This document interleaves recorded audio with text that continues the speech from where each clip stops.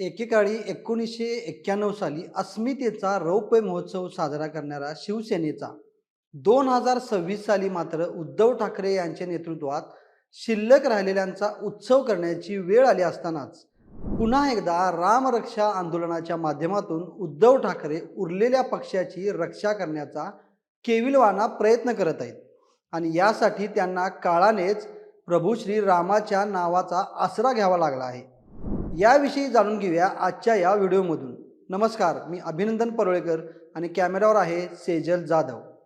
जय श्रीराम म्हणणं म्हणजे ढोंग आणि हरामखोरपणा आहे असं म्हणणाऱ्या उद्धव ठाकरे यांना आता प्रभू श्रीरामाची आठवण झाली आहे।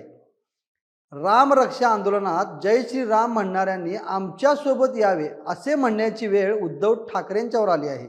ज्या दिवशी प्रभू श्रीरामांच्या मूर्तीची प्राण प्रतिष्ठापना अयोध्येच्या राम मंदिरात झाली त्या क्षणाचे साक्षीदार होण्यासाठी तिकडे निमंत्रण असून सुद्धा उद्धव ठाकरे तिकडे गेले नाहीत।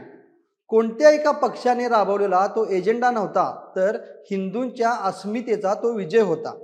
मग आज मुंबईत महाआरती करून उद्धव ठाकरे यांना काय नेमकं साध्य करायचं आहे?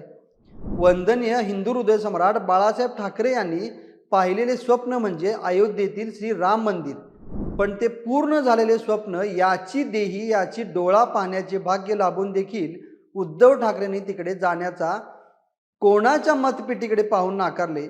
आंदोलनात हनुमान चालीसा पठण करणार असे जाहीर करणाऱ्या उद्धव ठाकरेंनी राणा दाम्पत्यास हनुमान चालीसा म्हणण्यावरून अटक केली होती। प्रकाश गाडे आपल्या ट्विटमध्ये म्हणतात की खासदार संजय राऊत म्हणत आहेत आम्ही चांदीची वीट दिली आहे। त्यानंतर ट्रस्टने या संदर्भात पावती वगैरे दिली नाही। या मागचं तथ्य असं आहे की संजय राऊतांनी टाकलेला फोटो 2020चा नसून 25 नोव्हेंबर 2018चा आहे। राम मंदिराचा सुप्रीम कोर्ट निकाल 9 नोव्हेंबर 2019 रोजी लागला। त्यानंतरच केंद्र सरकारने 5 फेब्रुवारी 2020 रोजी श्रीराम जन्मभूमी तीर्थक्षेत्र ट्रस्टची घोषणा केली। म्हणजे 2018 मध्ये ना निकाल लागला होता ना हा ट्रस्ट अस्तित्वात होता। संजय राऊतांचा हा दावा दिशाभूल करणारा आहे। 2018चा फोटो वापरून 2020च्या ट्रस्ट भूमिपूजन किंवा देणगीशी जोडणे म्हणजे लोकांची सरळ दिशाभूल। जनाब राऊत 2018चा फोटो 2020च्या ट्रस्टवर चिकटवून जनतेला गंडवू नका। राम मंदिराचा निकालच 9 नोव्हेंबर 2019ला लागला आणि ट्रस्ट 5 फेब्रुवारी 2020ला स्थापन झाला। मग 2018 मध्ये ट्रस्टकडे वीट दिली कुठून? हा फोटो पुरावा नाही, हा दिशाभूल करणारा प्रोपोगेंडा आहे। उद्धव ठाकरे यांच्या वक्तव्याचा आणि रामरक्षा आंदोलनाचा समाचार घेताना राज्याचे मत्स्य व्यवसाय व बंदरे विकास मंत्री नितेश राणे म्हणतात की रामरक्षा आंदोलनाची नौटंकी करणाऱ्या उद्धव ठाकरेंचा प्रभू श्रीरामांशी व हिंदू धर्माशी काहीही संबंध राहिलेला नाही।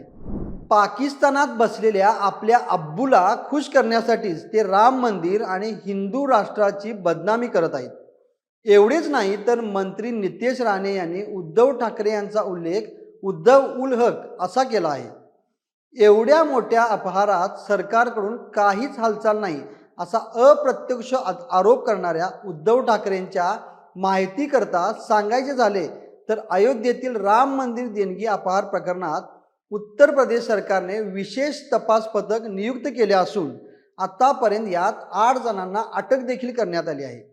प्रभू श्रीराम काल्पनिक आहेत असे म्हणणाऱ्यांच्या मांडीला मांडी लावून बसणारे आज कसला हा खोटा कळवळा दाखवत आहेत अशी टीका भाजपने केली आहे। तर चोरीची ही घटना अत्यंत दुर्दैवी असून संपूर्ण समाजाच्या व राम भक्तांच्या श्रद्धेला धक्का लावणारे आहे। आम्ही या घटनेतून व्यथित झालो असून या प्रकरणी तपासात दोषी आढळणाऱ्यांना कठोर शिक्षा मिळाली पाहिजे अशी भावना राष्ट्रीय स्वयंसेवक संघाचे सहकार्यवाह दत्तात्रय होसबाळे यांनी व्यक्त केली आहे। पण त्याचबरोबर दत्तात्रय होसबाळे यांनी असेही आवाहन केले आहे की या कठीण काळात हिंदू समाजाने आवश्यक तो संयम आणि धैर्य दाखवावे आणि या दुर्दैवी घटनेचा फायदा घेऊन हिंदू धर्म आणि समाजाला बदनाम करण्याचे हिंदू विरोधी आणि राष्ट्रविरोधी घटकांचे कट उधळून लावावेत. या सर्वाबाबत तुम्हाला काय वाटते ते कमेंट करून आम्हाला नक्की कळवा आणि महा MTVच्या यूट्यूब चॅनलला सबस्क्राईब करा. धन्यवाद.